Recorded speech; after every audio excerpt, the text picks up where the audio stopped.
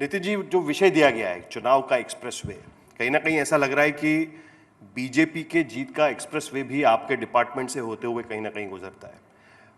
कहा जाता है कि सबसे ज़्यादा परफॉर्म करने वाला डिपार्टमेंट अगर प्रधानमंत्री मोदी के मंत्रिमंडल में कोई था तो आपका डिपार्टमेंट था। लेकिन मुझे इस बारे में जानने में ज़्यादा दिलचस्पी है आज इस मंच पर, क्योंकि अभी हम सिर्फ 4 से 5 महीने के बाद लोकसभा चुनाव के सामने जाएंगे। आपके पास आप जो मंत्री रहे पिछले 10 साल में, आप शायद पहले और अकेले ऐसे मंत्री होंगे इस मंत्रिमंडल में कि जिनके पास एक ही डिपार्टमेंट पूरे 10 साल टिका रहा। नेशनल हाईवेज और एक्सप्रेसवे का जो डिपार्टमेंट है वो आपके पास पूरे 10 साल रहा। क्या कारण है कि बाकी आपके डिपार्टमेंट्स आते जाते रहे, कम होते गए, लेकिन ये डिपार्टमेंट आपसे कोई हटा नहीं पाया? क्या कारण आपको लगता है? देखिए, किसको कौन सा डिपार्टमेंट देना ये प्रधानमंत्री जी का अधिकार होता है। और जब सबसे पहली बार मंत्रिमंडल बना, मोदी जी प्रधानमंत्री बने, तब उनसे जब चर्चा हुई थी तब उन्होंने कहा था कि defence, foreign affairs, home ministry ये पहले इसमें आते हैं। तो उस समय मैं पूर्व अध्यक्ष था, तो ये डिपार्टमेंट बहुत पीछे है। तो मैंने कहा मैंने उसमें काम किया है मुंबई में, महाराष्ट्र में, तो ये अगर मुझे मिलेगा तो शायद उस अनुभव के आधार पर मैं अच्छा काम कर सकूँगा। तो स्वाभाविक रूप से मुझे इस डिपार्टमेंट में काम करने का अवसर प्रधानमंत्री जी ने दिया और पुराने अनुभव का थोड़ा उपयोग भी हुआ और काम करने की मैंने कोशिश की। पर ऐसा नहीं कि ये डिपार्टमेंट, मुझे शिपिंग एंड पोर्ट्स का मिला, जलमार्ग बनाने का मौका मिला, मैं एमएसएमई का मंत्री था, लैंड एक्विजिशन का बिल जब रूरल डेवलपमेंट का था तो मैं लैंड एक्विजिशन का, रूरल डेवलपमेंट का मंत्री था, वाटर रिसोर्सेज मंत्री था। तो अनेक राज्यों में जो झगड़े थे, करीब 16-17 झगड़े मैंने उस समय निपटाने का काम किया था। जो रिवर कनेक्टिविटी के 47 डीपीआर बनाए, और ऐसा नहीं, जहाँ भी मौका मिला वहाँ मैंने काम करने की कोशिश की। अब मेरे कार्य का मूल्यांकन आप जैसे लोग कर सकते हैं या प्रधानमंत्री जी है वो तो मूल्यांकन आपका दिख रहा है ना, क्योंकि आपने डिपार्टमेंट्स के नाम लिए हुए हैं।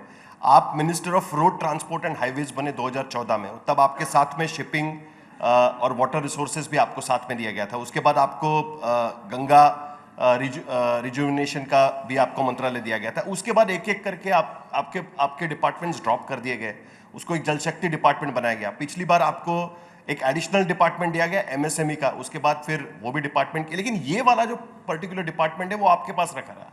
इसका मतलब ये कि कहीं ना कहीं आपने जो इस डिपार्टमेंट में पिछले 10 साल में काम किया है वो प्रधानमंत्री को रास आया, या सरकार को लगता है कि इसी काम के भरोसे पर वो लोगों के सामने जाकर बोल पाएंगे कि हमने पिछले 10 साल में ये किया है?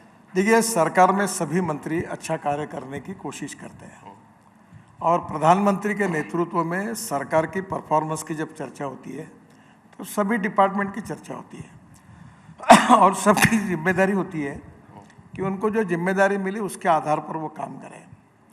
मैंने भी काम किया है। अब ये इसके बारे में क्यों रखा, कितने दिन रखा, ये सब बातें, आपके सवाल सही है पर गलत व्यक्ति को है। आप प्रधानमंत्री को जब बुलाएंगे तो उनसे बात करिए तो आपको बता पाएंगे। आप काफी संभल के बात कर रहे हैं, आप बेबाकी से बात करने वाले नेता माने जाते हैं, लेकिन मुझे लगता है कि आप अप्रिसिएशन को एक्सेप्ट नहीं कर रहे हैं कि भाई अब सोचिए, पूरे मंत्रिमंडल में कोई ऐसा मंत्री नहीं है कि जिसके पास एक डिपार्टमेंट पूरे 10 साल तक रहा हो। देखिए, सबसे पहली बात यह है कि मैंने अच्छा काम किया या नहीं किया ये मैंने कहने के बजाय ये आप जैसे लोगों के अध्ययन में, मूल्यांकन में आते हैं तो अच्छी बात है। ठीक है, कुछ नंबर्स हम बता देते हैं सर फिर उसके लिए, और उसके बाद आपसे आपके डिपार्टमेंट के बारे में और खास करके जो इंफ्रास्ट्रक्चर के प्रोजेक्ट चल रहे हैं उसके बारे में हम जानेंगे।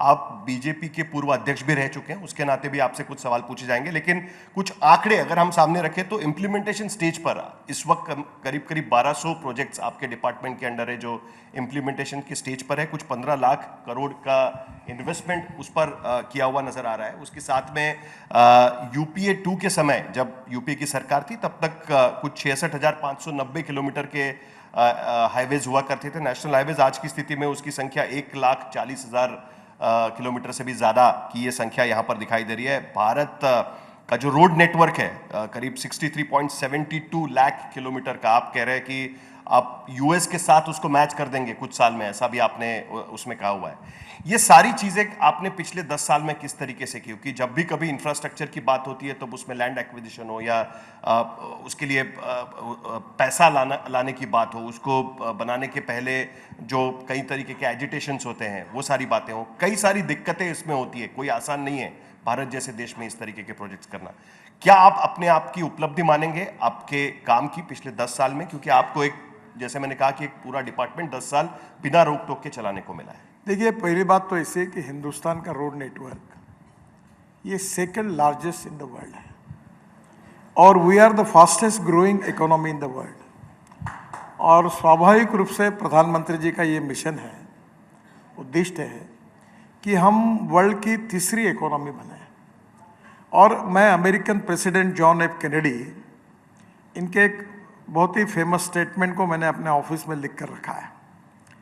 उन्होंने क्या कहा था कि American roads are not good because America is rich, but America is rich because American roads are good.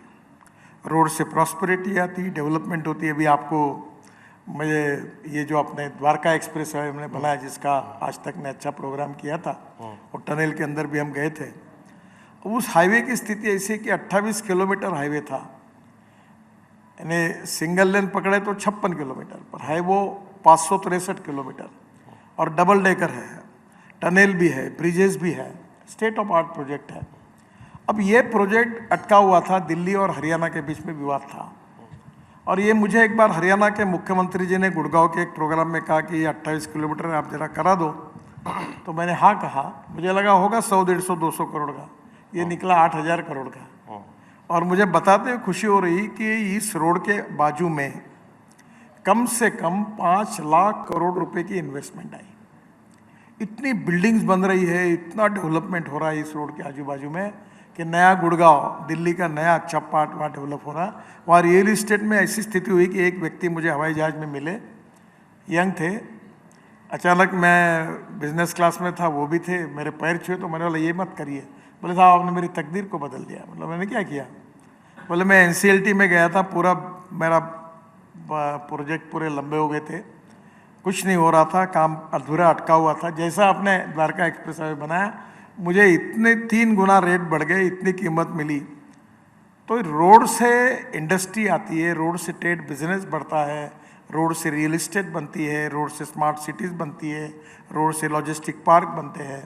तो डेवलपमेंट जो होती है, इकोनॉमिक प्रोग्रेस को रोड मल्टीप्लाई करता है। तो स्वाभाविक रूप से जहाँ रोड बनते हैं वहाँ डेवलपमेंट होती है। और इसलिए कोई भी इंडस्ट्री जब डालता है तो देखता है कि रोड कैसा है। Water, power, transport and communication, 4 चीज़ें जहाँ होगी वहीं वो इंडस्ट्री डालता है। और जो इंडस्ट्री आती है तो रोजगार मिलता है, ग्रोथ बढ़ती है। तो स्वाभाविक रूप से ग्रोथ में रोड का नेटवर्क इम्पॉर्टेंट है और ये बहुत अच्छी तरीके से हिंदुस्तान में इसका विकास हुआ और जिसके कारण हमारी इकोनॉमी को बढ़ाने में भी बहुत बड़ा फायदा हुआ।